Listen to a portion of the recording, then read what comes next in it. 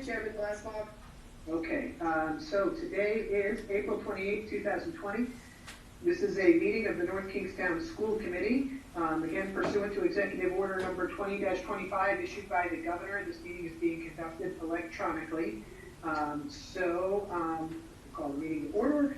And if I could ask everyone to please rise for the Pledge of Allegiance.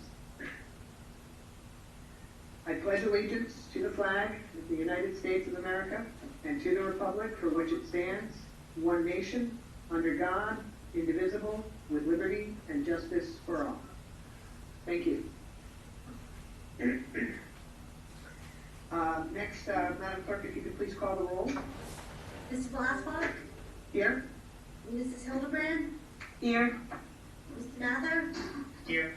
Mrs. Hoskins? Here. Mr. Jones? Here. Mrs. Shaw? Here. Joseph Bento? Here. And Ann Etchells. Thank you. Thank you. And Dr. G, you mentioned you had some recognitions. You're muted. Yes, I There you do. go. Thank you. So, North Kingstown High School has been named again as one of U.S. News and World Report's best high schools, so congratulations to them. It is not an easy thing to stay on that list, and they've kind of changed the format from the list from year to year, but several times in the last 10 years or so, North Kingstown High School has been included, so it's a great recognition to have. We also have gotten news at the high school that our cybersecurity courses, these are part of our IT program for the Career and Tech. They are now eligible as concurrent enrollment courses with URI. That's a big pickup for us. We've been looking to do that, have that relationship with URI for some time. So that news just came out today. Also want to recognize Stephanie McKiernan. Stephanie is a reading specialist at Quidnesset. She's always been a real go-getter when it comes to the Let's Read Rhode Island program. And she has worked with Wakefield Books and to get a donation of $1,500 worth of books to be included in our Blessings in a Backpack program right now. So thank you to Stephanie. I know I want to thank Dr. Miasiri and the curriculum team. I don't have the document in front of me with the whole team, but I know Dr. Miasiri is going to talk about this during her presentation. But a number of professionals in the district have done a whole lot of work to make this grant happen, from the Department of Ed and the federal government actually. And so we're looking forward to that presentation in a few minutes. But before that, I have Trish Cawley here this evening. She leads our child nutrition services in North Kingstown.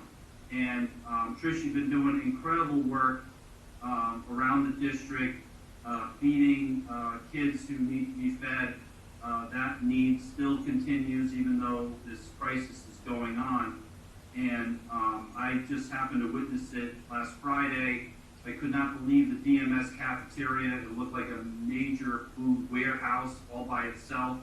Lots of volunteers, lots of great food service professionals helping out.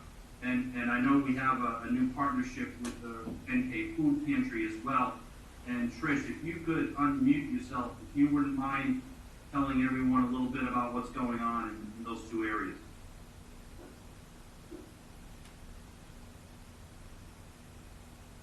Trish, you're muted.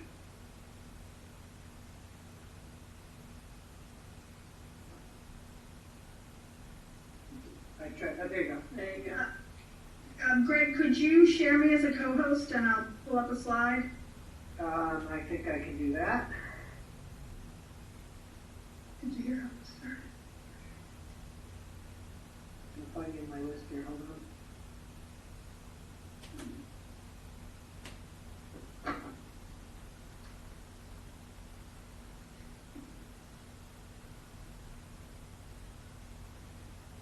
There you go.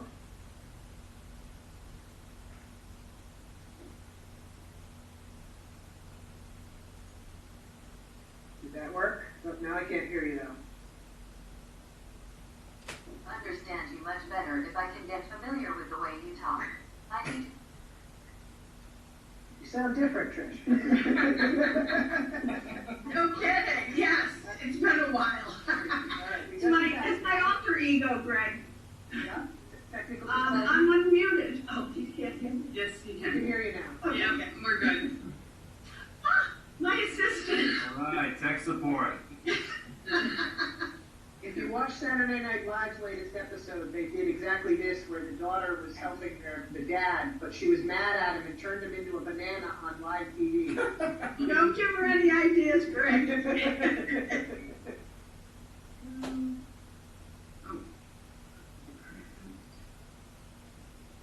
Sorry. I'm even having Okay. technical difficulties, which says. She said she was going upstairs, and I went, no, you're not, about 5 minutes ago. There you go. Yay. All right, we are in. Excellent. So I wanted to give you once again a snapshot of what's been going on since the school's closures. And quickly, I'll just go over our food supply, truck feedable, our community outreach, the community collaboration that has taken place, the meal program participation, and how you can help. So when the schools closed, knowing that we were going to be feeding the student population till the end of the school year, we instantly bought all the perishable food and loaded it up in the freezer. So with all of the supply chain hiccups and the manufacturers going offline, we haven't had to worry about any of that. We've had the food for about 3 weeks. That'll last till the end of the school year. And we're using local vendors, dairy, produce, and bread. So we're getting in our weekly deliveries, and all of the meals that are being served go by the USDA meal patterns, so we're going to get federally reimbursed for everything. So Talk Feedable, community outreach. A webpage was created, NKSD Talk Feedable, to spread the word via social media, and it resulted in a significant increase in our overall participation. Launched, March 16th, the day we went out there.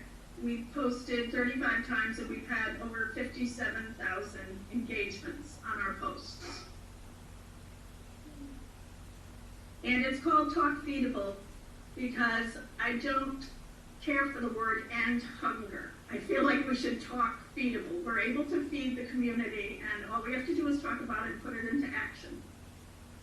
So for community collaboration, as we were constantly, for the first few weeks, just running a reactionary operation because of all the changes that were going on, we were getting our locations, our distribution, and getting the word out for the free meals. The food pantry was getting a bump in their donations, in their cash donations. And knowing how we've always worked together and how we just decided we were going to build a new bridge. And, the mission is to feed and assist hungry people in North Kingstown, not just the student population. So the North Kingstown Food Pantry and School Department, we collaborated to prepare a family-style meal that would go out on the 2 days that we do a distribution.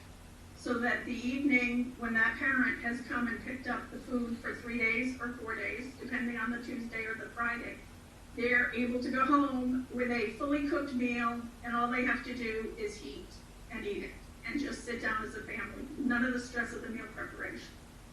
Last Friday was the first day that we started.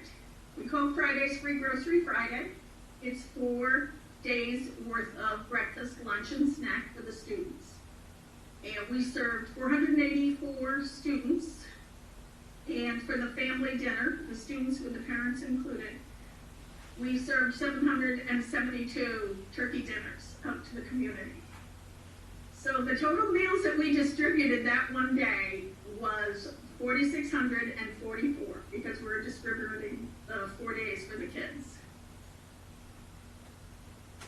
By doing the family style dinner, we increased our student population by 7.5%, which is really a big deal when we're into this for, over a month right now.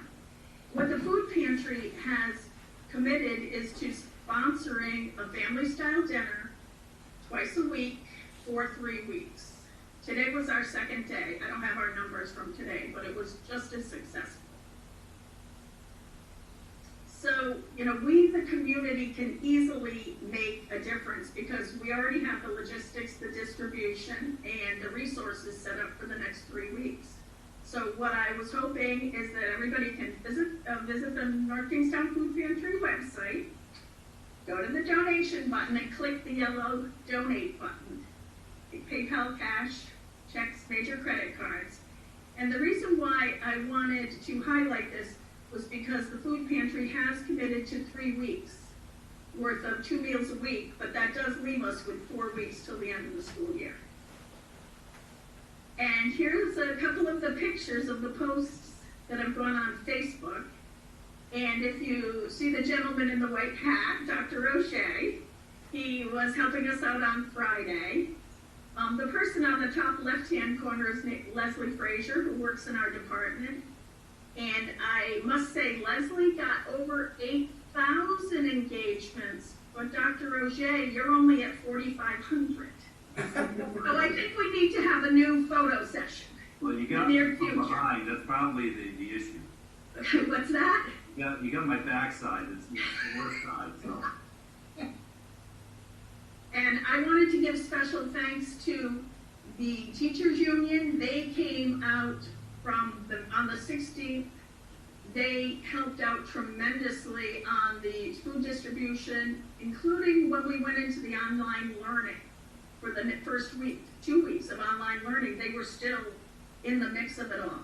At that point, the nurses came forward and took over, and they volunteer with us on Tuesdays and Fridays distributing. And I also just want to special thank anyone out there who has reached out and offered to volunteer. And luckily we've been able to keep everything within our own organization. Thank you. Thank you very much. Chris? That's amazing. Any questions? And I just want to say thank you. I've seen all the social media posts. I think it's amazing what you guys are doing. I'm trying to share them Thank you. And I guess I'm also wondering, aside from the donation aspect, which I absolutely understand, are there other ways for us to increase that engagement? Like, I'm sure there are probably children and families that we're missing out on. What are the other things that you guys would love us to be able to do? How do we share this information? Well, since we started with the food pantry, I've engaged all of the principals. So we're going, which has engaged the teachers through the online learning on that piece. I must say, I'm not sure at this point. It's like we've got something that's working right now, but we have the funding for the 3 weeks. And, we are going to revisit it as as part of the North Kingstown Food Pantry Board. We are going to visit it. But, of course, the food pantry, through everyone's generous donations, just paid for 772 turkey dinners for our families in the community, which is, the appreciation is unbelievable. I can't even put words in this. A lot of parents have reached out, and you hear it in their voices, and that was part of the reason when we had the resources at the food pantry, but we had the distribution set up, and it was, let's do something for the family. So that's really where I'm focused on, only because I know it just brings happiness to everybody in the entire household.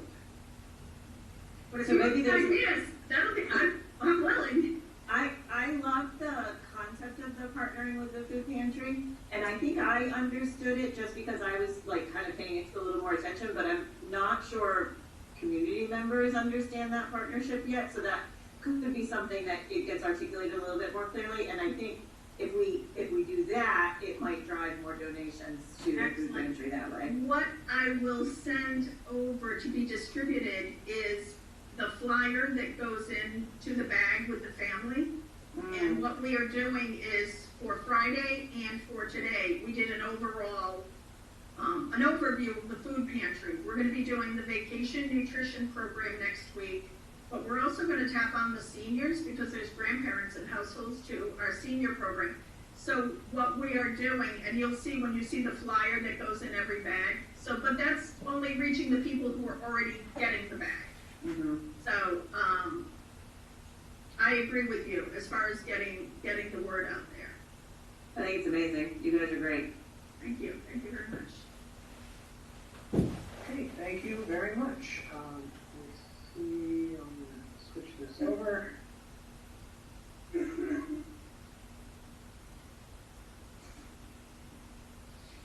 Okay, so next we have a high-quality curriculum presentation. Yes. So I'm gonna have to do a similar thing as Trish, but just before we do that, while I can see everybody, Are you gonna share your screen, Denise? Yeah, I'm gonna Give share the permission? screen. Do I, you Okay. give me permission? I can. All right.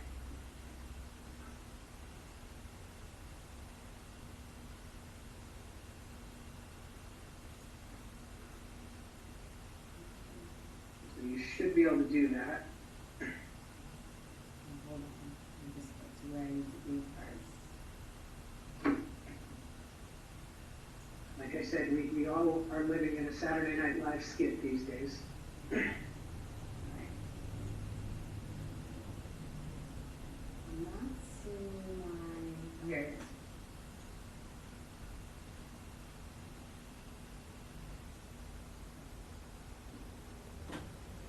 Got it? You got it? Yep, we see it, yep.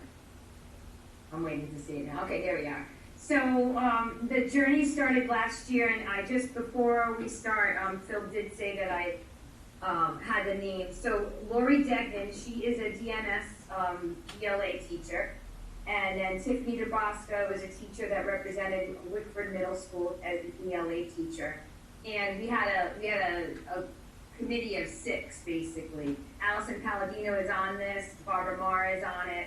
Allison's the assistant principal at Wickford Middle School, and she's been with us her 3rd year. And then Barbara Marr is the principal at DMS, it's her 2nd year. Carolyn Johnson, the principal at Quid, she came to give us a frame of reference from the K-5, as well as Colleen Laughlin, the principal at Fishing Cove. So that created our team, and last year, RIDE offered an ed cohort, it was the 3rd cohort, to come out and spend 6 solid days away from the school building, so a lot of time looking at curriculum and looking at this company, it's called Deliverables. And for lack of a better way, I explain it to people, it's a consumer report. So when you're gonna go buy a refrigerator or a washing machine, you go to consumer reports, the same thing, the high quality curriculum that Rhode Island Department of Ed decided to do is they decided to use the ed reports. And what they do is they study curriculum, and they give it either a green, which is go, a yellow caution, and a red for no good. And cautionary, there's 3 different areas, and Allison will get into them a little bit later. So we ended up spending the line this year going through, and in March we were ready to talk about it, and then we had the virtual learning and the distance learning. So we took a break, and we're back now to kind of celebrate, because one of the things we had to do out there to get some money, because it's high quality curriculum costs a lot of money, is I thought and we thought that we should try to write a grant. And fortunately, we were able to get the grant.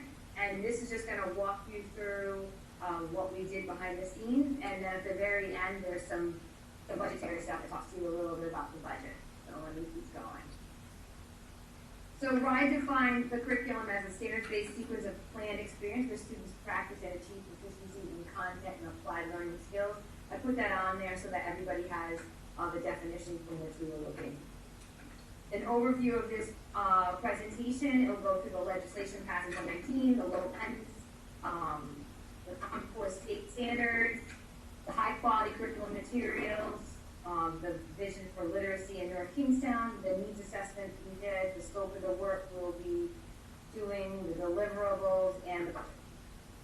So this right here is from Rhode Island Department of Ed, but it's a nice slide to highlight for everybody looking what we are under from legislation. So right now, we are in 2020, and if you go over to the 2023, you see that all LEAs need to selected some kind of high-quality curriculum, and what they advise you to do is, as the subject area, either math or English, language arts, comes up in your district, to do the time there. So right now, this year was the English language arts time in North Kingstown to be looking at curriculum. So we decided to do the English.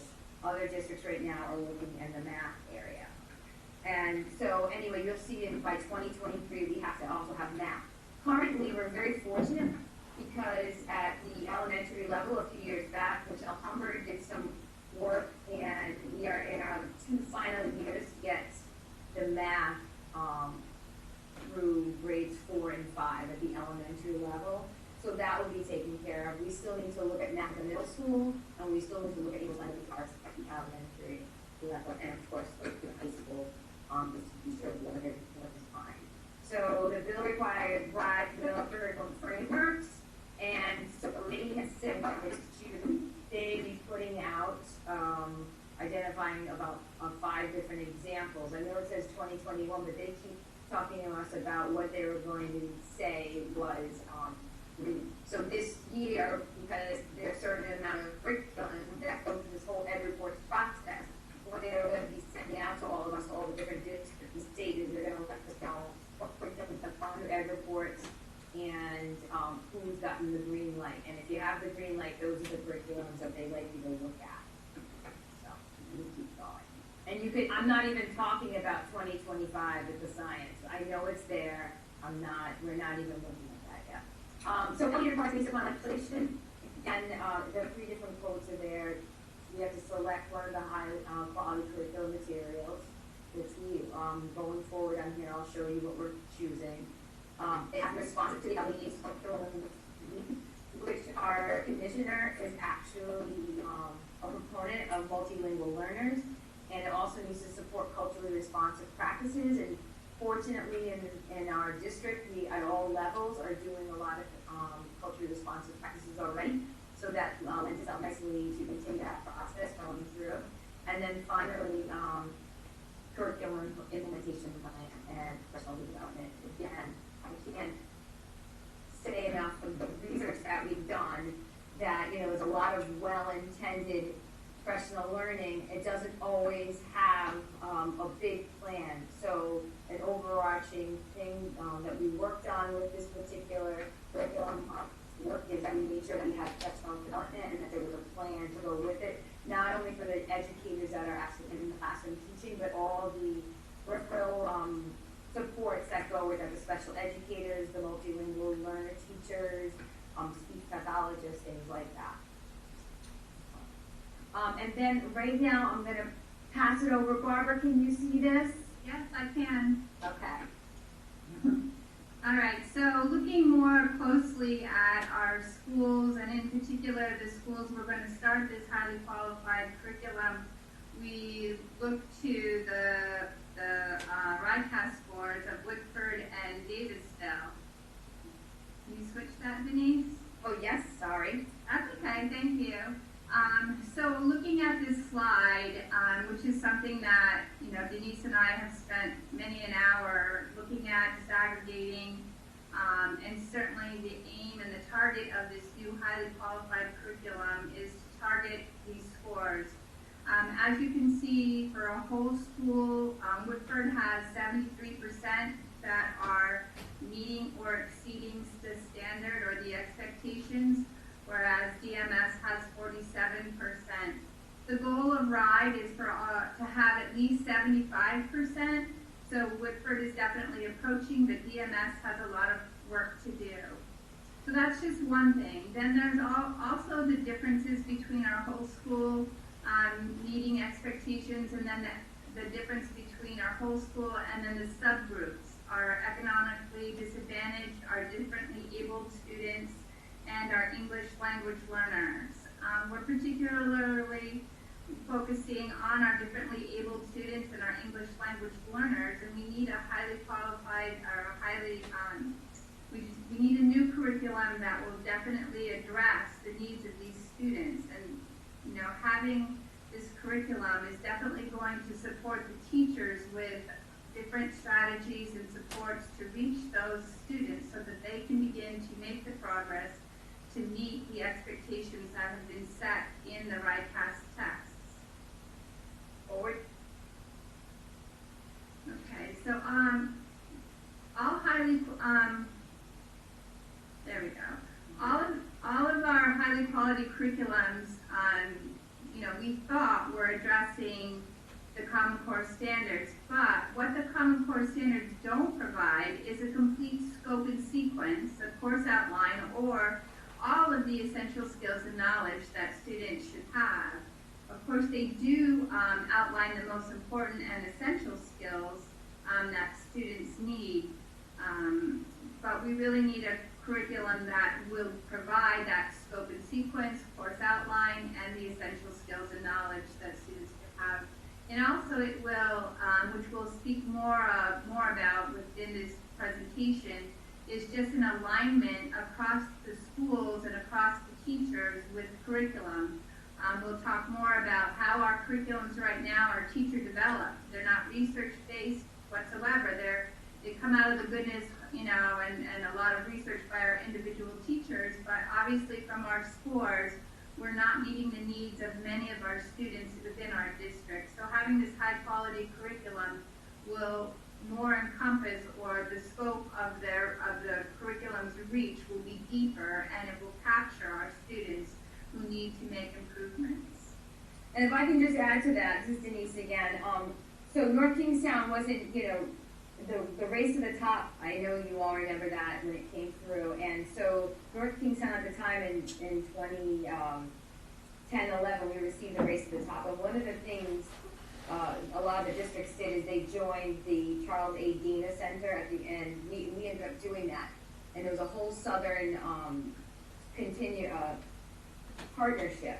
And so what North Kingstown did is they, had some big goals, but we only were able to make an outline, and there was never any curriculum that was done with that. And that's what Barb was talking about. So the teachers everybody had a scope and sequence. We all agreed, all the different LEAs agreed to do this scope and sequence. But then each school, they went together to Curricular, and they kind of made up lesson plans. And then, but once you came back, there was no fidelity on who was doing what, depending on the class and year. So I'm going to switch it over to Allison now. She's going to talk a little bit about the high quality curriculum and what we did. Hi, thank you. So we asked the question, why should this be a focus for us? And it is because all students do deserve that high quality curriculum. RIDE did a lot of research, and they put together some great information for us, letting us know which areas really were using something high quality. So the data that we have in front of us, that was last year's data, and with the RIDE and Ed Report cohorts, it's great to see these numbers increase. So presently 48% of LEAs are using a green curriculum, and 18% are now using a green reading curriculum.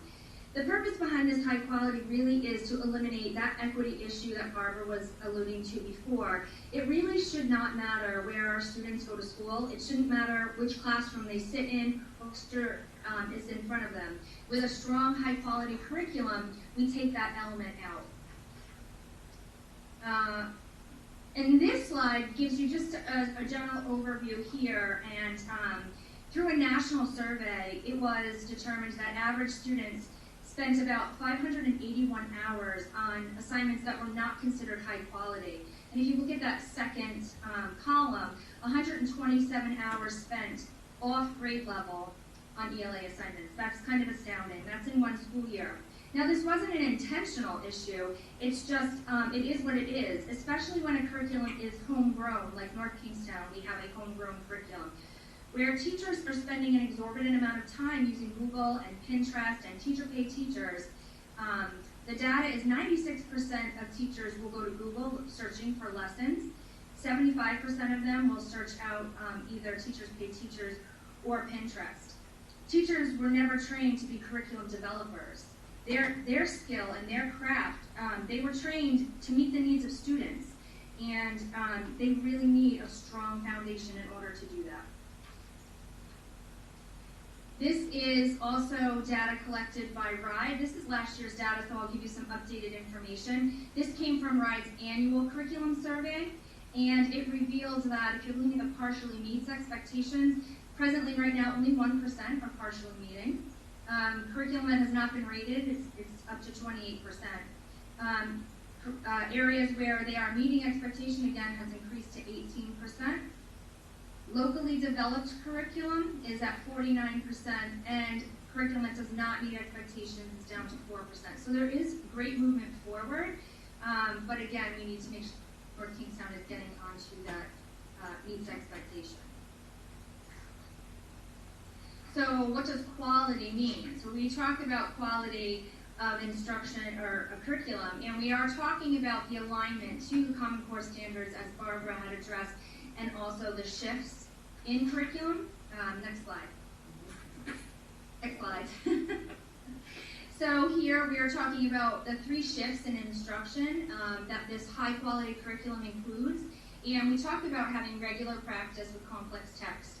High quality grade level text is what we're looking at here, and it's only through that high quality grade level text that students are exposed to and begin to understand the complexity of text, and this in turn increases their vocabulary and complexity for understanding.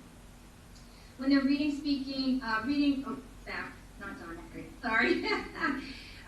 writing, and speaking is all grounded in evidence, so that every answer that students provide has to be grounded in text-based evidence.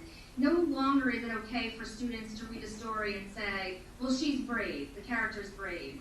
They really have to now move into that deeper thinking and begin to build those inferences that they were missing, and say things like, she's really brave because on page 42, she jumped in front of, the rabid dog to protect her sister. It all has to be grounded in evidence, those inferences have to be made, and these are skills that students are missing. And the last bullet there, building knowledge through content-rich nonfiction. Nonfiction is so important, and the Common Core really helped us make a shift to focus more on nonfiction. This is where students are really building that knowledge base that they apply towards multiple disciplines, and that includes just their daily life tasks and things that they're asked to manage. And this extends well over and encompasses all of their literacy skills as well. So when we look at a high quality curriculum and the professional, as Denise alluded to, that they go hand in hand. It's great to have a high quality program and have all those materials, and if you just put that into place, you're ensuring that students could grow an additional 2 months every school year.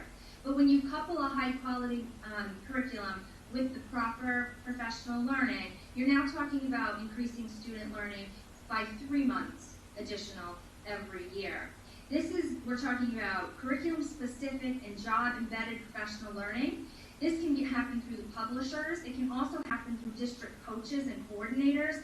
And teachers need that time to collaborate, to unpack, and in order that they deliver these complex lessons in the best way for students. And that happens when it is coupled with that solid professional learning plan. So professional learning does encompass with what we're looking at today, 6 days of a publisher-led curriculum. So this comes directly from, professional learning comes directly from the publisher, and this can be in the form of on-site visits or off-site visits. Thinking it's going to look a little virtual in the beginning to get everybody up and running. We're talking about incorporating a coordinator for high-quality curriculum, someone that can really support our teachers on a daily basis with everything from an Mtss system to having coaching cycles that include lab classrooms, gives teacher that one-on-one coaching and modeling and even a co-teaching opportunity, that ongoing professional learning that happens within a classroom. It's an opportunity to unpack lessons, analyze student work, make adjustments and micro-adjustments to how these materials are being utilized, and making sure that it's working by looking at student data through those formative assessments. And all of this coaching really will support that on a daily basis. Teachers will feel supported, and the curriculum, as great as it is, will be rolled out with its every intention. Summer planning with grade level teams, giving teachers those materials in advance and really letting them become comfortable before they're asked to sort of jump in, and definitely putting in place more data protocols for implementation of fidelity, to be sure that every teacher in both buildings is instructing with fidelity so that we do eliminate that equity issue across the board. And all of this is based and found in student outcomes. Thank you, Allison. So I'm going to be moving on to the Division of Literacy Instruction in North Kingstown. Last fall, when I think it was November, I had done the report out on RICAS and the high school SATs, and at the very end, I brought this Vision of Literacy Instruction to North Kingstown just to give you a highlight about what we had worked on in October, and we were just beginning all the desktop research that we were going to be doing. And I shared this Vision of Literacy Instruction with the school committee at the time, and we still, you know, we kept looking at it through the entire year, and it really kept us going because it was really our North Star, and as far as what we were going to look at. And when you look at the, I mean, I don't need to read it, it's right there. Or can people see this, or do I have to say it out loud? I don't have to read this, right? Okay. I'm thinking I don't think anybody it's being taped. So We can see it. Okay. So, but the little asterisk, the high quality materials must be aligned to the standards and SHIP, which Allison just talked about, which is also vertically aligned and includes scaffolding materials for teachers and students in order to close the gap among all subgroups. And whether I was a principal at high school and now we're in that area, I've seen, you know, I've always seen these subgroups, and it's just been one of those things that keeps it in. And now that there's an opportunity to have a curriculum, when we were looking at the different curriculums, that was one of our questions as a team, was to make sure that the scaffolding is area so that teachers didn't have, you know, students have to rely on, you know, special educators to modify stuff. The stuff is already in the curriculum. So I'm going to go forward and talk a little bit about that. So when we're on the department and asked that we could create a need assessment, and that would help drive the right of the grants. That's what we started to do. So we took a look, and the findings that came out, and just to highlight it, teachers are using Common Core. That is across the board. North Kingstown does really well. I mean, we have great teachers doing great things with what they have currently in their classroom. But part of this legislation is a perfect opportunity to make sure we're bringing a new curriculum. So it's true, you know, lessons differ by class and school and teachers, depending on the source from where they get them. We also have PELs, popular students, and students with IEPs. Like I said, it relies on specialists to assist them with accommodations. And then we have required teaching gaps among subgroups and LICAS. At the bottom there, the coordinator of high quality curriculum, assessment and support teachers. Like Allison talked about, with coaching and ensuring all students are accessing the complex texts. And then professional learning, amazing. I wanted to make sure that we really in Kingstown have a plan and what we're going to be doing with personal learning, and that anybody, anytime, can go and take a look at what we're doing and where, you know, and how things are happening, and it's rolling out in a certain way. And so we've done a couple of different documents, and it kind of tells us, you know, where our personal learning is going, to be professional learning units down where to be certified, and from there, we're also going to be able to do supports for tier 2, it's tier 3, and tier 2 and tier 3, for those people that are not familiar, it's called the multi-tier support system. So basically, tier 1 is every student and what every student is expected to know, and then we sometimes have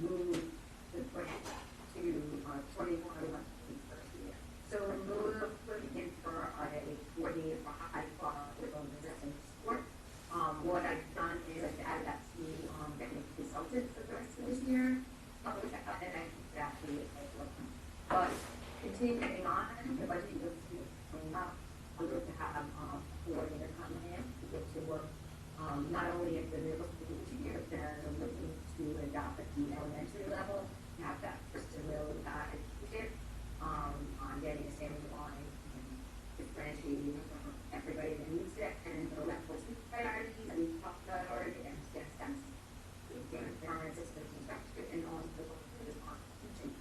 By issuing out a, rubric in June this year, that will help us follow the material on all of these kids. The work plan, again, this got updated a little bit, I just looked at 2019, I mean, 2019, 20, just the research that we did. And then 428, that's today. Fast forward it to today, it presents the school committee, and hopefully it'll be approved. The grant will be approved to support the rollout. I have to take time out. Am I feeling anything? Hold on. Give me a good minute. I can't. I don't know if you need to plug into these, your computer's coming through a little crunchy.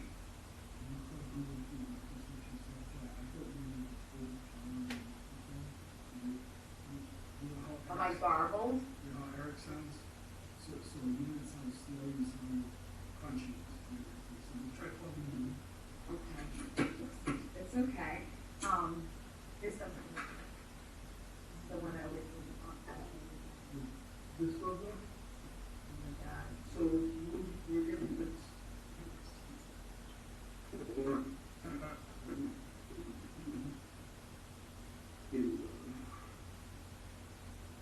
Where's the cable that connects this one right here? Can I just go out to your computer? I'm not in the Zoom. Sounding better now. Sound better already. I do sound better already? Yes. Yeah. much better. You're nice and It clear. does for now, yeah. That's so strange. What about now? Yes. Yes. That sounds fine. How long has this been going on? It's been going on for a few minutes. Oh, I'm gonna check Crunchy again though.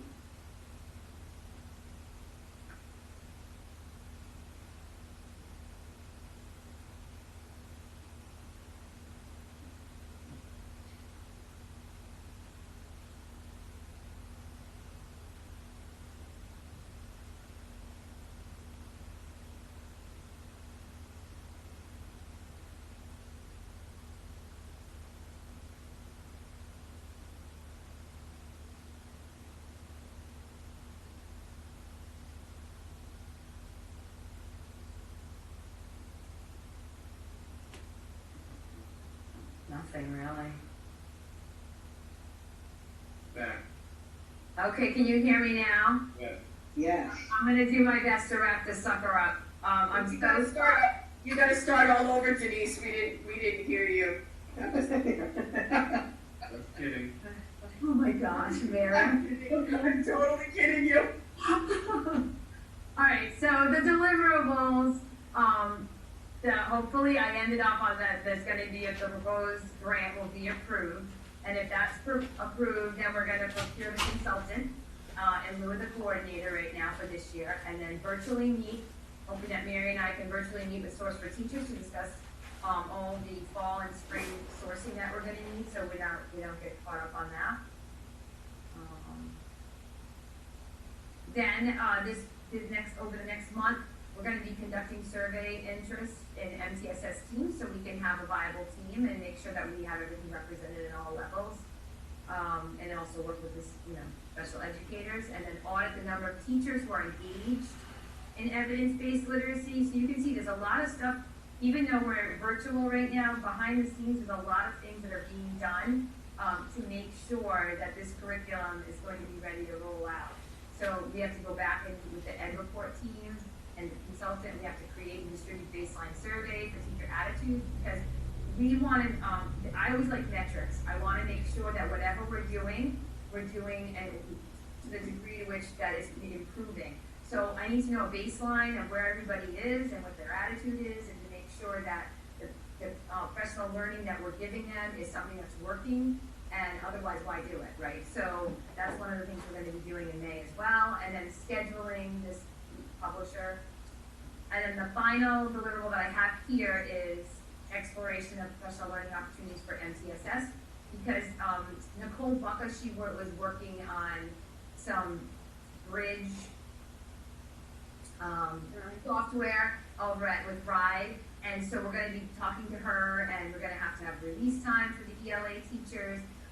But I also worked into the grant to pay them over the summertime. So if the release time doesn't work because of the way they're needed every day to be able to deliver the distance learning, then I also was able to get to build into our grant budget some money for teachers to be paid to work over the summertime.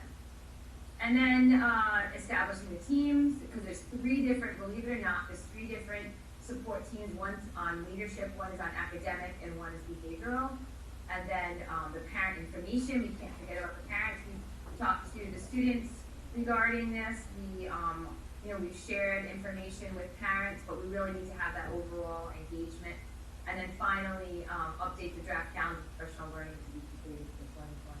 And then this is kind of a yearly thing. So every year you do what you need to do, and if you take a look at the budget, you can see the grant budget proposal. The total amount was $365,000, and I'd like to thank Mary. Mary helped me out with some of this UCOA and all the different materials. But I tried to put it in, I have to do this for the grant anyway. So for school year 21, what Rhode Island Department of Ed really enjoys when they look at our grants, and because I was at the high school working with the CTE, they like you to commit a certain amount. So we would normally be buying curriculum materials. So that was an easy commit for me. And then the trade books, and you can see, originally they had quoted me about $40,000, but at the schools, it's really important to get the permabound trade books that have the hardcover. Otherwise, at the end of the first year, you're paying another $40-something thousand to replace all those books. So that seems like a pretty large number for books, but that's for the entire curriculum. It's all the novels or the not just novels, but the nonfiction. Yeah. And so then there's also digital licenses. So you can see on this grant budget proposal, they're paying for the first 3 years, and then they asked me to have North Kingstown pay for the 4th year. And then the support materials, those are the teacher materials. So if if for some reason a publisher wants to throw those in, I'd have an extra $5,000 to do professional learning. As of right now, they haven't been wanting to throw those in. And then the coordinator of high quality curriculum through Title II, through the grant budget, and through North Kingstown, I was able to try to create a position. Again, at the end of the 4th year, they asked to show that we would be supporting it at the North Kingstown level, so I wanted to make sure you saw that. Publisher professional learning, it's all 50-50 North Kingstown and the grant. Teacher substitutes, right now I have the first 3 years is the grant, and on that 4th year I have the grant a little bit, and I have North Kingstown a little bit. And then the summer work, I have all 4 years, because again, this summer work would not normally be something that I could do through our budget. And so it's beyond what I could ever afford. So the summer work is all the teachers I talked to you about, the special educators, the ELA, the multilingual learners, and the reading specialists. That way they're all learning together. And it's really important to have that if you want to make sure that you are, sending everybody on the right path. And then finally, because it's going to be a big, heavy lift at both schools, I included a first-year lead coordinator stipend for the rollout. And again, that hasn't, I don't know, that's TBD, but what I want one teacher from each school that has really, really is good with the curriculum that will help roll it out at each level. So you can see on F year 21, it's a pretty high for the grant because we get most of the stuff. And then 22 and 23 is kind of like the continuation for all that we need for the professional learning. And then if I click to the next one, is everybody good with that? I guess you are. I guess you're all on there. Yes. So then if you look at the North Kingstown, and I apologize, I updated this because a space had not, when I put the number in, there was a space and it didn't connect the first curriculum materials for FY21 there, so it didn't have the 43,000 in it. But I added it, so the first year for, the North Kingstown School Department is 97,650. And again, that is for all the curriculum books, it's for a third of the high quality, the coordinator, and that's per year, and that's including the benefits, all right, so that's not, benefits are not additional. And then you see all the dashes are where it's already being taken care of in the grant budget. So what I'm happy about is this grant, is a little over 50% of what it would cost the district, to do this without. And knowing that we have to still do math, and we have to still do ELA, at the elementary and the middle, it really, I'm very happy that we were able to secure this grant. I didn't feel like I could come forward and ask for this amount of money without, submitting a grant first, and the whole committee felt that way, the whole group of us. And beyond the 6 people that were on that, there was a number of teachers that came to meetings and filled out surveys, and I just can't thank them enough. Everybody's voice is in here. And that's it. So I can take your questions. So, any questions from anyone?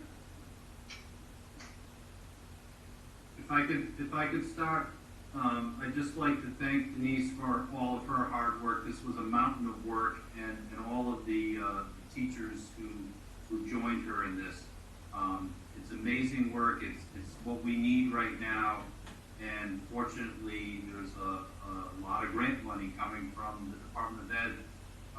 When we put this application together, we knew that just about every district in Rhode Island was interested in applying, and for us to get this sizable grant really is testimony to the great vision that Denise and the team have put together. So thank you very much.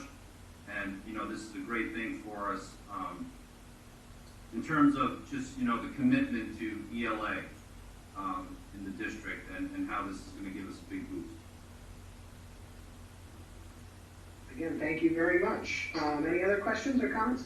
Mr. Jones? Just real quick, I want to echo what Phil said, Denise, you and all your team for putting this together.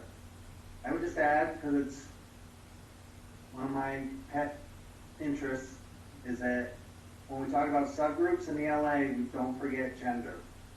We're never going to get to 75% as a state when half the population systemically reads at a lower proficiency.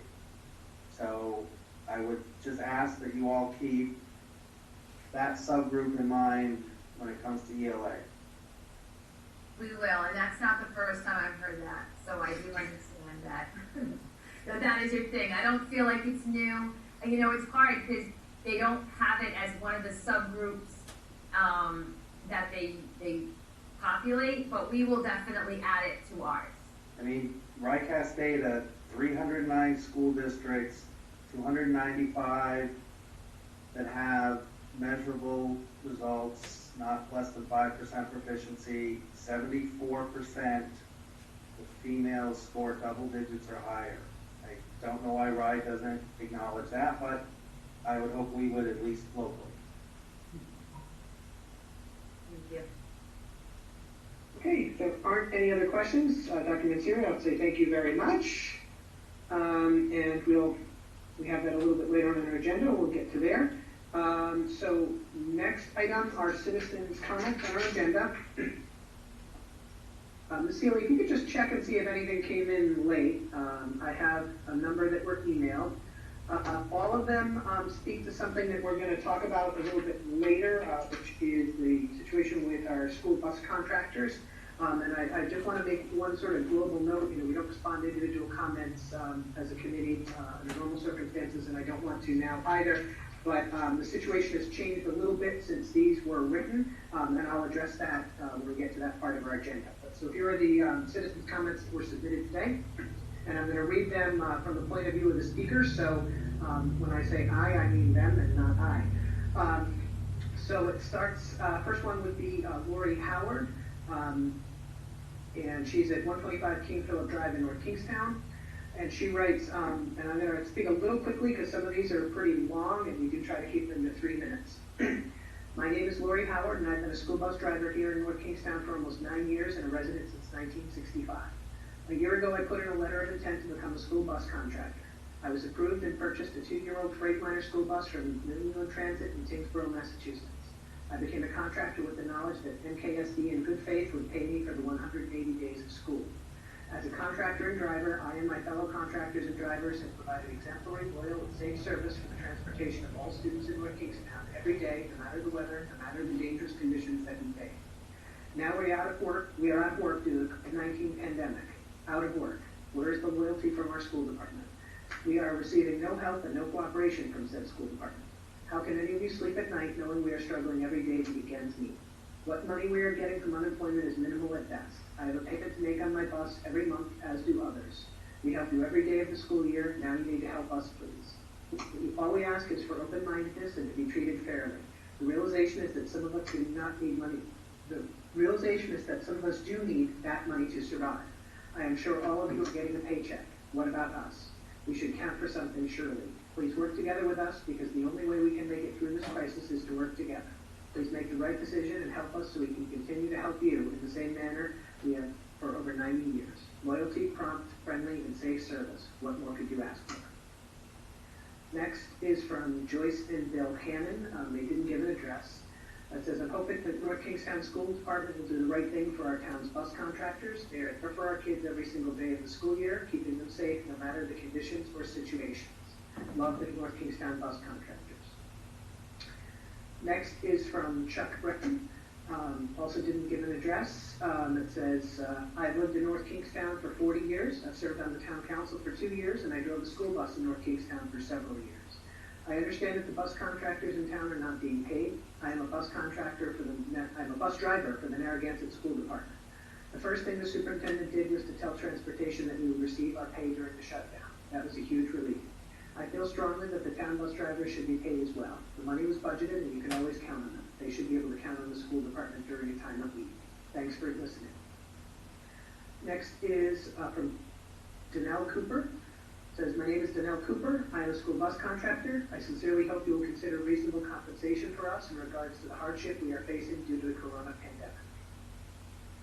Next is Leanne Gooding of 50 Shore Drive in North Kingstown. This one's a little long, so I will talk quickly. I am a North Kingstown bus contractor for Bus 19 and Bus 6. I would like to inform you all that we are not a large company. We are your neighbors, friends, and supporters of this town. Being a contractor is not a career, it is my life. My father, Joseph Larry Paquette, was the bus contractor for Bus 19 since 1994 and Bus 6 since 2016. He passed November 7, 2017. The dedication that my father had to being a contractor has been instilled in me. Father died at home. Bus 19 was on a sports field trip when the bus returned and the bus backed in and shut down. A dear friend at his bedside said, Larry, the bus is back and safe. My father then passed. This shows how important it is being a bus contractor to our family. I then became the bus contractor for Bus 19 and 6. This is a way of life for many of us. Being a bus contractor and knowing you are doing a great job by seeing the children and their families smile and get excited when they see you is a great reward. We must maintain our buses during this time and take the buses for state inspections. This means we must continue to purchase parts, pay for labor, and drive them to keep the buses running even though we are not working. A bus contractor from North Kingstown means so much to all of us. We provide a service that no other company would ever provide. We go the extra mile every day. We take extra time to make families and the school know we care. We are patient and waiting for the school department to tell us what we should do in regards to compensation. On April 8th, we were informed to file for unemployment. For some contractors, this is the only source of income. Many NKBCs do not qualify. This is a second income for some. Some are retired and collect retirements or pensions. The buses sustain themselves. A bus costs approximately $86,000 a bus. A payment is a big expense. Some contractors that have been approved for unemployment are not getting enough to cover this bus payment or maintenance. We understand that this is something that no one ever wanted. Please, we ask for help in this serious time. We do not need full compensation, but we need to sustain our buses so we can continue to provide the most excellent service that we have provided for approximately 100 years. The money to pay us was budgeted for, and not paying us at all will show a huge profit. North Kingstown bus contractors will never recover for this. There is no way to make up 12 weeks of pay of field trips that have been lost. We understand field trips are not guaranteed. We signed a contract for each new bus stating that we provide transportation for the students for 7 years and a 5-year option to renew. That's 12 school years that are usually 180 days. We understand we will be compensated for this when we sign each contract. We are asking you to please help us in this time of great need. And finally, from John Novak, it says, the North Kingstown Bus Contractors Association recently emailed all members of the school committee a brief letter outlining our need to establish a dialogue with the school committee. One committee member responded, perhaps on the committee's behalf, that he or she believed that you would be discussing this tonight. I appreciate that it isn't your duty to operate the school, that it isn't your duty to operate the schools, but to see that they are well operated. We have been informed that this is in your hands now, so we're reaching out. There's much to be discussed. For over 80 years, the town of North Kingstown, it's the school department and the North Kingstown Bus Contractors Association have enjoyed an amicable, symbiotic relationship that provides superior transportation to the children of our town at a very good price. We look forward to hearing from you. Thank you, John Novak, Vice President. So that's the final comment there. Mrs. Healy, were there any comments that came in late? No. Okay, thank you. So next item on our agenda is superintendent's report. So Dr. Ajay, I'll turn it over to you.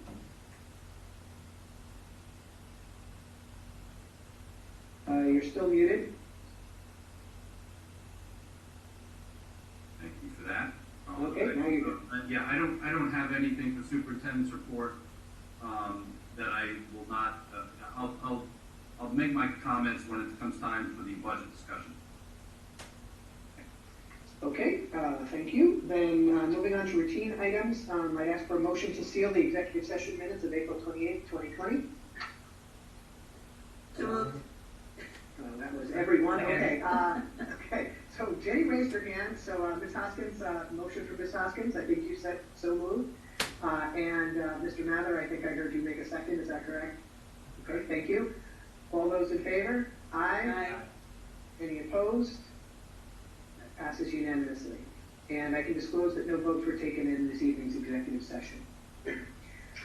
Okay, so consent agenda. Is there anything anyone would like to exempt from the consent agenda? All right, hearing none, I ask for a motion to approve the consent agenda. So moved. Motion from Ms. Hoskins Second. and a second from Ms. Hildebrand. Any discussion? I just want to add a thank you, Dr. Mtss, again for your presentation. It includes, consent agenda includes the approval of your grant. I'll just also note to parents that with the official cancellation of school for the rest of the year, there have been adjustments made to the school calendar. That is one of the items we're approving as well.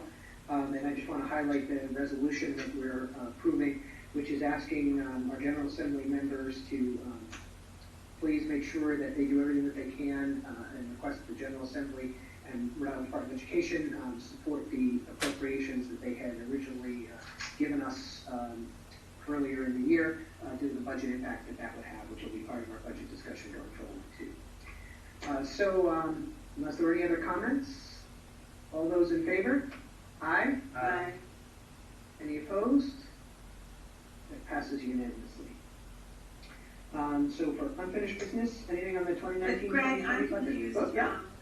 The agenda, so maybe I'm reading it wrong, but like the consent agenda. Oh, I went too far. Yes, Yeah. no, I'm sorry. No, I didn't. So Okay. consent agenda ended the minutes approval. Let me back up. You're right. Thank you for highlighting that. So we'll discuss those three things I just mentioned. So I need a motion to approve the revised school calendar. So moved. I saw Mr. Jones's lips move, but he's muted. We'll give it to Ms. Hildebrand. Do I have a second? Second. A second, Mr. Mather. Okay. So, as I mentioned, sorry, I apologize for reading the end of consent line wrong. This is a revision of the school calendar to reflect the official cancellation of school by the governor at the end of the year and the adjustments made for that. Any discussion? All those in favor? Aye. Any opposed? Passes unanimously. Next we have, I already went over this briefly as well, if I have a motion to approve the resolution urging continued appropriation of state and local revenue to support public education. If I could have a motion. I have a motion from Ms. Hoskins. Second. Second from Mr. Mather. All those in favor? Aye. Aye. Mr. Jones, did you vote? Sorry. Aye. Okay. Any opposed? Passes unanimously. And the approval, sorry, that I thought we approved, but we didn't, but we will again, for Dr. Mtss, the high quality curriculum grant in the amount of $365,000. I give a motion. So moved. Motion, Mr. Mather. Second. Second, Mr. Brand. Any discussion? All those in favor? Aye. Aye. Any opposed? Passes unanimously. Okay, now unfinished business. Anything on the 2019-20 school budget? I think that, some of that will be addressed under the FY 2020 as well. Okay, yep. And so, for the 2021 school budget, so let me just sort of frame a little bit background, and then Dr. J, I'll turn it over to you to talk about your recommendation. So there was a lot of discussion in the public budget hearing about the school department's budget, as well as what the preliminary budget was approved by the town council. Mr. Jones and I had a number of meetings with the administration, and what we determined was that probably one of the best things to do going forward would be to make some adjustments to our proposed budget, which was done way before any of the things that have happened in our world today, and made a lot of assumptions that really no longer hold true, and also didn't account for the clear guidance that the town council is giving as to what their plans are for the town appropriations for the school department. So we felt it was best to come back to the school committee to take another look at that. The town council has a budget vote on the final budget scheduled for Monday, and we wanted to get them what our thoughts are on what we would do to bring our budget more in line with what they're signaling that we're going to need to do. And so Mr. Jones and I tasked Dr. Auger with looking at the budget and coming up with a combination of direct cuts to items that were in our proposed budget, as well as doing something that we've, in all of my time on the school committee, have never done before, but clearly are going to have to do now, which is actually appropriating some of our fund balance from our capital improvement fund to plug a hole in our operating budget. Knowing that the danger of doing that is that we have a potential surplus this year. There are a lot of give and takes with that Mrs. King can go over with us. But we do expect that we will have more money left over at the end of this school year than we would in a typical school year for obvious reasons. But that money, when transferred over into next year's budget, which is what the town council has been made it very clear to us that they expect us to do, will not be there in 2022. And that is going to create a problem in that budget year going forward. But with that sort of introduction, Dr. Ajay, I'll turn it over to you to go over what your recommendations would be. I think you just made my presentation for me. Thank you very much. What? No. So we do have some proposed, budget, transfers from fund balance, from savings, and some cuts. And right now, the cuts do not include staff, fortunately, but what it does mean is that, particularly dipping into fund balance is, and I think everyone in the committee is aware of this, but for the purpose of the public, using that money from your savings, certainly people can understand the need to do that right now if there was ever a time to do it. And I don't think people really see that it is, would disagree with the town council for wanting to keep taxes low. Certainly understand that as well. But in going to fund balance to cover for expenses that are mainly recurring expenses, that is what your general budget is. Now you're using money that is not recurring. So what we are doing in going to fund balance is creating larger problems in the out years when you need to repurchase some of those, hiring that teacher you're hiring this year, you're going to want to hire the same person again next year. Now you do not have that pot of money to do that particular work. So we need to be mindful about how much of the fund balance we would use. We're probably going to need to use this for several years and have some savings to cushion those gaps that we're unable to fill right now. So on top of this, because of the issues surrounding COVID-19 and all the unknowns that they leave for schools, not the least of which is our state aid. Our state aid right now, we are in the fortunate place, if it comes through, to have a one-time increase in our state aid in the neighborhood of $1.5 million. That almost never happens in North Kingstown, and the reason for that has something to do with North Kingstown, but it has a lot to do with our relation to the rest of the state in terms of need. And so for this year, we've gotten a bigger increase than we would ever get. We do not know if we're going to get another increase next year or if we're going to go backwards a bit next year. So that's an unknown. But what's also unknown is now that the revenue for the state is so decimated that it is questionable at best if that state aid number is going to stay put. In the past, when the general legislature has had to deal with budget shortfalls, they have sometimes gone to the previous year's number. If they do that in this case, that would mean that now the district has got to find another $1.5 million above and beyond what we're putting on this list tonight. Other unknowns. We don't know what the reopening of school will entail in the fall. We don't know what social distancing in school looks like yet. There are teams of people at the Department of Education and in the governor's office and in governor's offices all around the country right now trying to figure that out. We don't know, for instance, to what extent we're going to need to purchase some medical supplies in our school, PPE, thermometers, other equipment, just to make sure that we're really watching this closely. We don't know if we may need, because of social distancing, to have staggered sessions at school, where fewer kids are in a classroom at one time.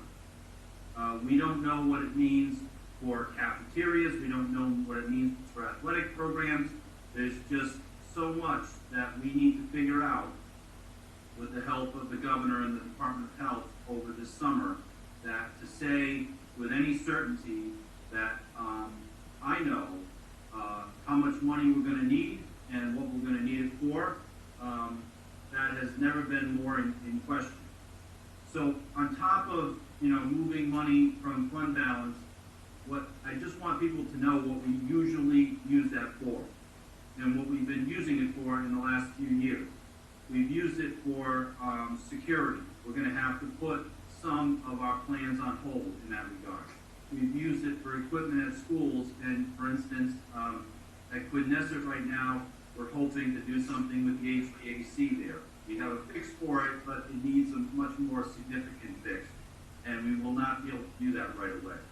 There are roofing projects, there are parking lots, there's the flooring in the high school auditorium, there are playgrounds, there are some technology upgrades, even buses that we would hope to renew in the short term that we just will not be able to get to right away. All of this is going to slow down. And those are the kinds of things that we normally use for fund balance. So that's really important money. It's money that you don't have to spend year after year, but it's been there for us because we've done a good job saving to be able to address those kinds of projects. So this is really significant. I'm going to ask Mrs. King to talk about the details on what we are proposing in order to get to approximately $1.1 million in shortfall that we have right now between where the town's preliminary budget is at the moment and what we would need. So what I think I'd like to do is I kind of like to backtrack just a little bit to this current year, FY20, and where we think we're going to be, because that will also play into how we are making up for the cut from the town council from our requested property tax allocation. So we have pretty much exactly 13 weeks of the school year that is distance learning. So there are some savings in distance learning. We have savings. Some of the significant areas would be in our substitute staffing. We don't have as much of a need for substitute staffing. We have some savings in supplies and other general operating numbers.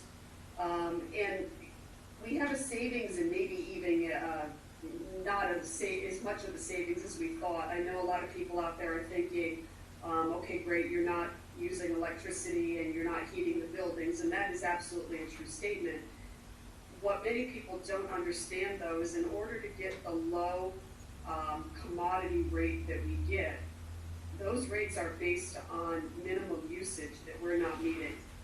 But I don't know yet, and I'm not going to know until about mid-May, is if the contracts that we have electricity purchasing contract with Constellation, and we have an a gas purchasing contract with Direct Energy. I'm not sure if we're going to be penalized for those that low usage. So while we are projecting savings, there are some other areas that are still open, and that's definitely a big one. I can tell you that for lost revenue, the only lost revenue that we have would be the last quarter in pre-K tuitions.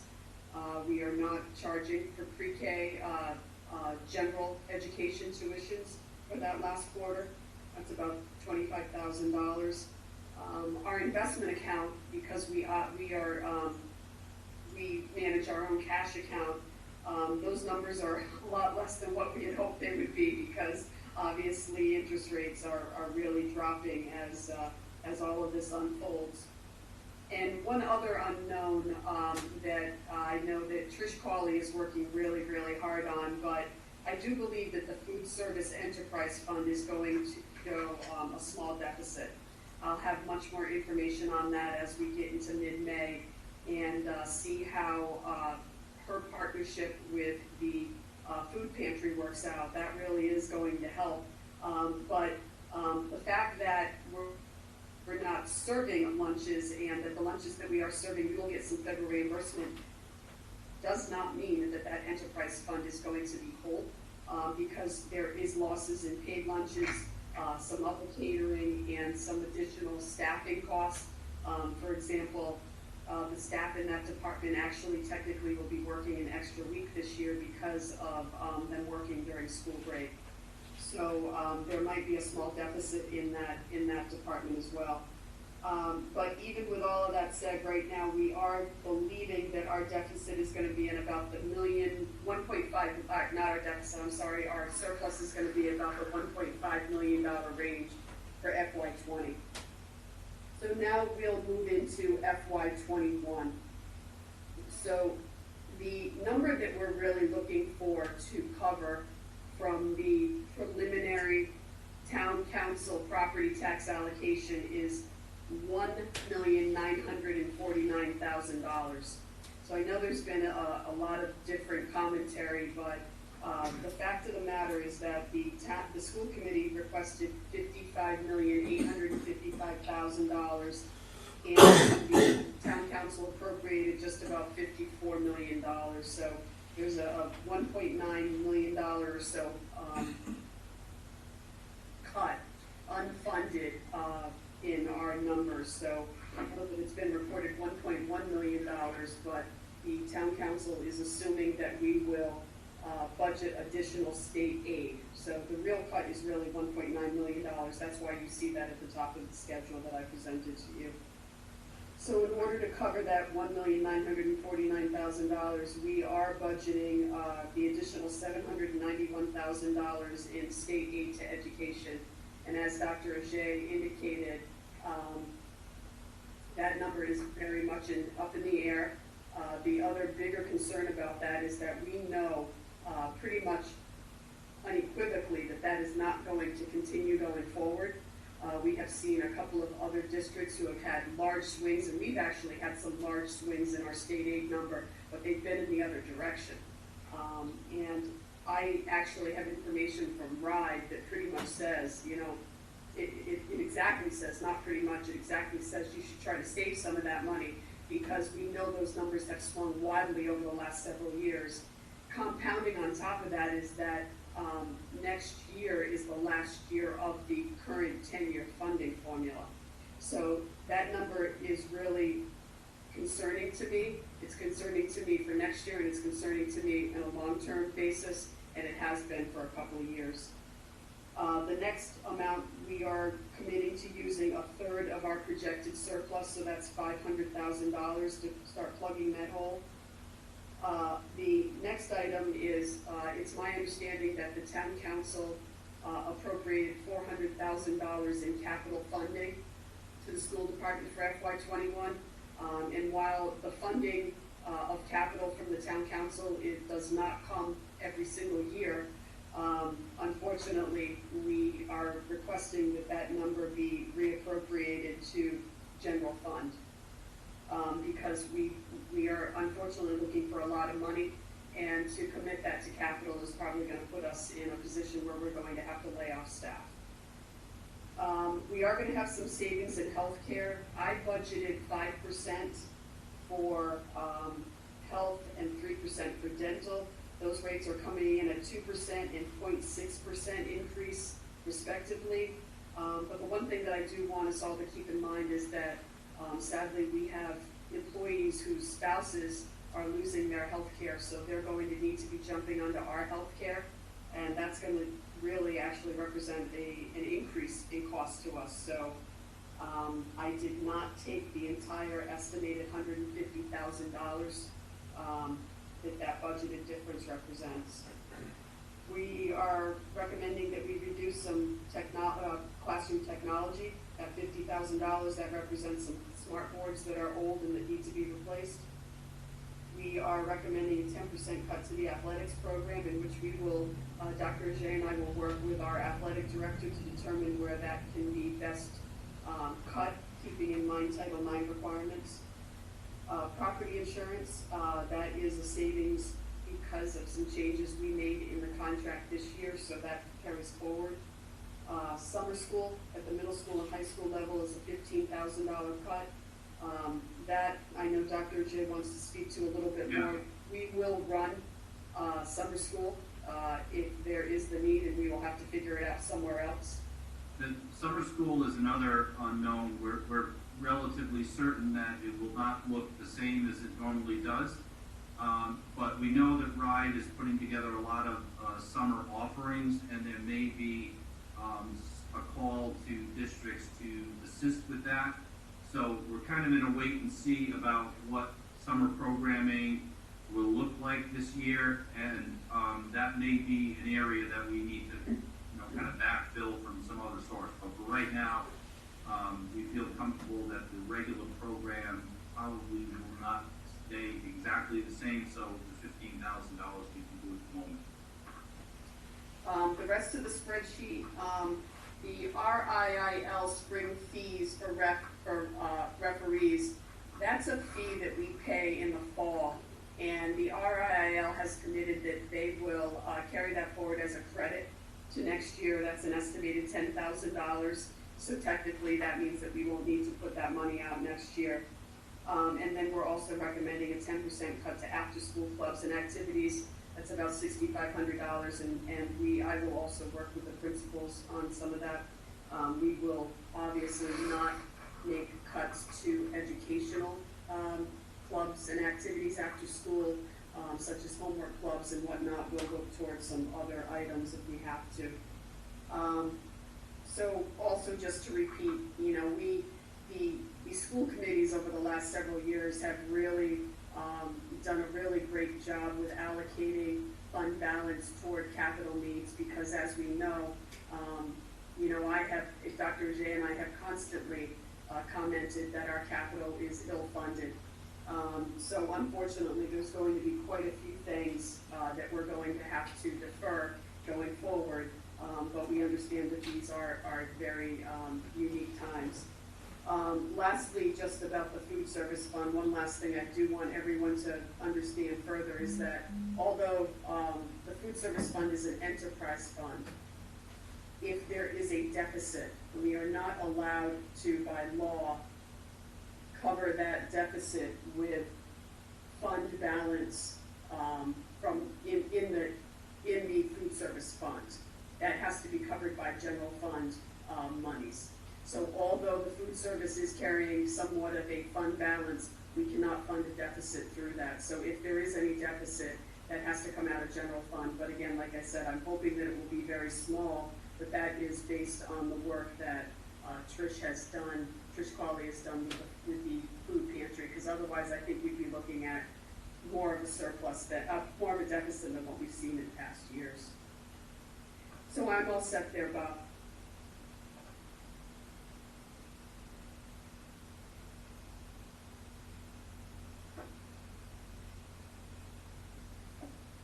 So we'd just be looking for a vote on these cuts. As you know,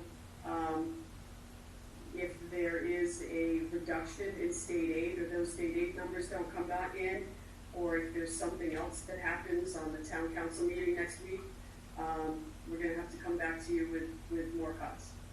And just so you know, everyone, this does not include as well the ebb and flow of just the regular needs that we normally are assessing through the rest of the spring and into the summer. Staffing, for instance, I think we're going to be okay for, say, elementary teacher staffing. We're looking a little high in kindergarten ranks right now, even more so than the highs that we've had in previous years. So you need to be mindful of that. We're also looking at a really strong year for enrollment in the career and tech, and enrollment at the high school. That's a good and a bad. It means we can hopefully expect strong revenue from the career and tech, but at the same time, it may necessitate the need to increase teaching staff slightly to accommodate those extra students and extra classes. So those are numbers we continue to watch, and I would anticipate by sometime in June, or if not in June, in August, to come back to you and talk some more about how we're going to manage to plug some of those holes if they do become needs that we have. One other item that I did forget to mention too is that there are several other open items for FY21. And obviously charters is one of them, because we don't know what those enrollment numbers look like. And actually, I don't think I even know what the tuition looks like at this point either. So there is still a lot of open items, not only in this year, but in next year. That's pretty much the way we usually operate. But when you're looking at the deep cuts that we're looking at, it just really can compound and add to the problem.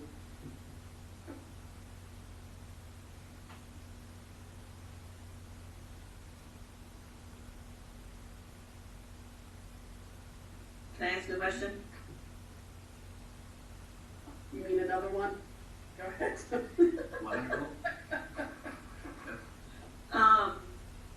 Gosh, now I lost it. Oh, but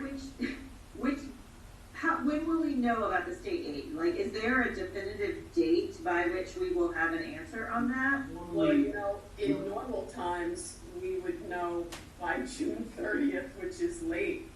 But I have to be honest with you, the speaker has only just in this week come out and even talked about how they're going to meet as a General Assembly. Yeah. So that's really the issue that's the problem right now, is how they're even going to meet to get the aid acted on. And another related issue to that is that normally we need to declare layoffs of teaching staff in our unions by June 1st. The Superintendent's Association has petitioned the governor to come out. We think this is going to happen, that there would be a delay in that date until after a budget is determined, because if we get the state aid that we want, I don't foresee the need for significant layoffs. If we do not, then if we just don't know, we may have to do a lot of preliminary notifications ahead of time, and that would be happening in districts statewide at a time when there's already a ton of anxiety out there about just about everything else, and we just were doing that. So this timing right now is really difficult, for a number of reasons. And actually, I'll just add right now that Mr. Glasbog is having some technical difficulties, so Mr. Jones, if you could step in for him, he is trying to get back into the meeting. Okay, that's why he gets paid the big bucks to do, he's not supposed to have technical difficulties. Well, I'm gonna give him a chance to come in. I would just add, a few points. I know you mentioned on charters. I don't think people realize charters are the biggest percentage growth in our budget over the last 6 years. I think it's now close to 1.5 million, and we realize very little offsets for that because they're spread across, although really they're spread across just a few schools since they draw mainly from the Wickford and Stony and Hamilton neighborhoods. When they're spread across a lot of grades, there's really not any teacher, bus, any of those savings.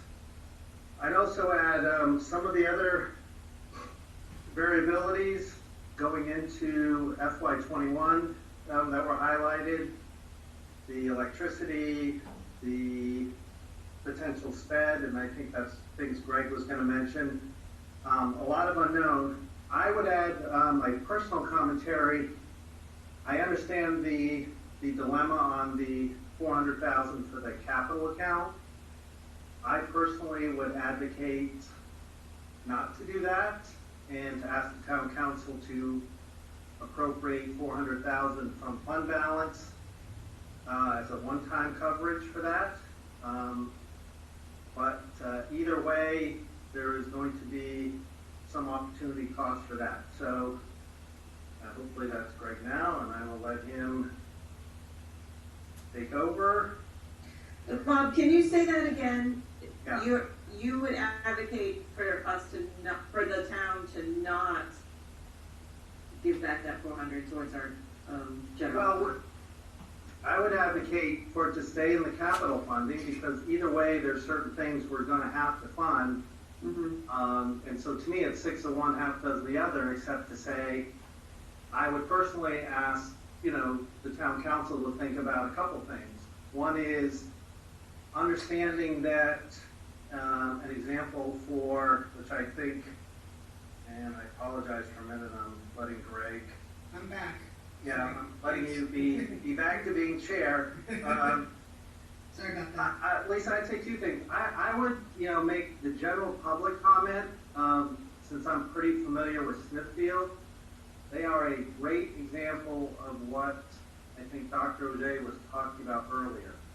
A couple years ago, they got a $1.5 million state aid increase, which, given the size of their budget, which is about 70% of North Kingstown, that enabled them to take a zero tax levy increase, which, is a good thing too. Unfortunately, the following year, they took a 15% state aid reduction, which means that they not only asked for 4%, but 4% didn't even cover their status quo, so they had to make cuts. And I think that's an important example because unless the state aid gets fixed, which there's been no indication that the General Assembly wants to do anything, it is highly dependent upon your community income and your community property value data. North Kingstown, as everyone watching knows, went through a property reval last year. That cycle was a 3-year cycle, which means 2 years from now, when those high property values, which generally the property revals came in significantly higher, is going to mean we are going to take a big cut in North Kingstown. And so I just would advocate thinking about smoothing it over a 3-year instead of a 1-year horizon. And I think it's important that we always maintain at least some capital flow. So I would leave that back, that's the town council's decision. Mm-hmm. Think about, maybe just advocating a one-time fund balance appropriation to the school to cover that $400,000 gap between low and medium impact cuts and high impact cuts. So hopefully that answered your question, Lisa. Yeah, so you're saying from the town's fund balance? Correct, because Okay. I just look at it as, if we take it from our fund balance, we are going to be looking at a drastic situation in 22. Now, some people may say that may or may not occur. I would just say that history tells you right now it will occur. So hope is generally not a method when it comes to things out of North Kingstown's control. Okay. All right, Greg, you're back. All Thank right, you. so sorry, and there were a couple things I have on my list I wanted to mention, and if anybody talked about any of them while I was gone, I apologize. My computer suddenly went bonk and it was gone, so I am back. So the other thing I wanted to point out with respect to the budget adjustments that we're talking about here, and Mrs. King commented on a couple of these things, but there are still a lot of unknowns, both within the 2020 budget that we're in right now, as well as the 2021 budget for next year. And the biggest of those are charter school tuitions. I know Mrs. King touched on the possible penalty we may have in utility contracts due to decreased usage.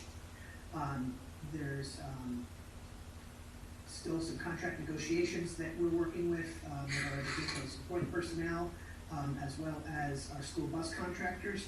And with respect to the school bus contractors, we heard a lot of comments in the citizens' comments about that. What has changed since those emails is that the School Bus Contractors Association has given us a proposal to look at as to what we could do that would be of assistance to them. We just got that this evening, so it's not anything that we'd be voting on or discussing tonight. It needs to be gone over by both our finance department people and also our legal counsel to see what our options would be there. But it's something we're certainly going to look at and have a discussion about in a future meeting, and even if necessary, possibly calling a special meeting if need be to talk about that going forward. Another potential budget issue for next year is the potential need for compensatory special education services.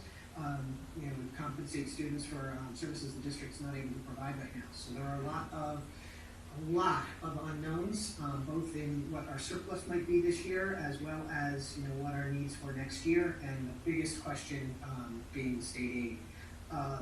If the town is not able or unwilling to contribute their $400,000 that we've requested in Dr. Ajay's spreadsheet to supplement the amount that we're willing to pull from our fund balance. Right now, Dr. Ajay's list doesn't have any things that have a major impact to education and programs. If we don't have that additional funding, we're going to have to start looking at things that are going to have a much larger effect on education and programs. So it's important for the counselors to understand that as they look at the budget numbers that we're going to submit over. Anyone else have any questions on that spreadsheet and Dr. Ajay's proposal, or any other comments? Dr. Ajay? Yes, Mr. Blaswell, thank you. So, just to jump on one of the points you made, it absolutely will if this gets a lot worse, but also I'm really worried about the out years. The experience tells us that when you have this kind of an economic impact like we're experiencing, and this is probably bigger than any that we've seen, that it takes several years to dig out. And I think it's important more than ever to be thinking about our fund balance, that we would not want to, even though we're going to save some money this year because of fourth quarter savings, that using all of that right away is not really the smartest thing to do. And I think it needs to be a group effort. It needs to be something that the town shares a burden with us. Their fund balance is in tremendous shape right now, much significantly higher than school departments. So there needs to be, year thinking here in terms of how we dig out of this mess, so that we don't, really stress educational services. Any other comments or questions? I have another question. This document wasn't made public, right? This is, I know we showed it on the screen. Not before tonight, because that's Dr. Ajay's presentation to us, and now it's up to us we can approve what he is proposing, or, make changes or do whatever we need to do. Okay. So, with that in mind, the next step would be if we want to adopt Dr. Ajay, if anyone has any changes they'd like to make. If not, I'd ask for a motion to adopt Dr. Ajay's proposed budget adjustments. Greg, I just wanted to, is Bob's adjustment in there of asking the town to appropriate that money, or are we putting that in first? So it's listed, let me see what it says. It says town council extra appropriation from town fund balance. Right, so it's up to them, it would be up to them to determine where it came from, but that 400,000 line is not from our fund balance. No, it would either be from the money they were putting into capital improvements, or a they would further make it capital improvements and then fund separately, correct. fund separate. Okay. And we understand that the town is committed to no tax increase, which means, we're not expecting them to change the tax levy to make up those numbers. But without that funding, we're gonna have to come back and make additional adjustments that are gonna have a deeper impact in programs and services. Yeah. I guess I would just be, so that would be a recommendation to the town, but Yep. they don't necessarily have to do that. That is correct. It's sort of Okay. similar to a regular budget where we say, we would like to, when we ask for the capital improvement budget, and Yeah, right. we're sort of I guess saying. my concern would be, we make that recommendation and then they just take it away, right? Like, because they could do that. They If they certainly say, can. they could just say, nope, sorry, you're not getting that at all then. So that worries me. Right, Lisa, but I think the point is, we don't have to have a balanced budget tonight. But we do need to give some direction to the administration in terms of the type of potential cuts or the strategy we want to do. Mm-hmm. So, the town council's gonna meet, they'll do what they wanna do, we'll need to react, based on that when they adopt a final budget. And it could be that, in the month of May, the administration comes back and says these 21 expenses look better than we think. Could be, as Dr. Ajay mentioned, they come in not look as good as we think, right? So I think part of this is just to have a general idea of what getting to a balanced budget looks like right now. Mm-hmm. So, I wouldn't, to me, it's more voting to tell the administration that I think some of the easy ones, like state aid and health, for sure, and so they can start planning, like, if there's gonna be a 10% cut to athletics, they need to plan for that. So I look at it more this way than an absolute final decision. Yeah, I totally get that. I guess I'm just concerned about how, what's on here and how the town council's gonna react to that. I am as well, but what we need to do, the whole point of having this discussion again today is that just, if we don't do anything, we're leaving the town council with the budget that we adopted months ago, which is completely unrealistically. And I don't want to be leaving them with a completely unrealistic budget to work with. I want them to have a much better picture of what we really see going forward, it looks like we need to do if they're able to make this additional contribution. If they're unwilling to make that additional contribution, I'm not going to be willing to dip into fund balance to cover that 400,000 in addition to the money we're already putting in, because that just creates way too big of a hole in 2022. That's my personal opinion, and so that's when we have to be coming back with the final budget and looking at more significant, program reductions in order to make that up. Mm-hmm. So any other questions or comments? So if not, I ask for a motion to approve Dr. Ajay's proposed budget adjustments. So moved. I have a motion from Ms. Hildebrand, a second from Mr. Jones. Any further discussion? All those in favor? Aye. Aye. Any opposed? That passes unanimously. Anything on CIP, existing bond or future bond, Mrs. King? Yes, actually, I'll just quickly update you. We're moving forward on the Davisville Middle School window replacement project.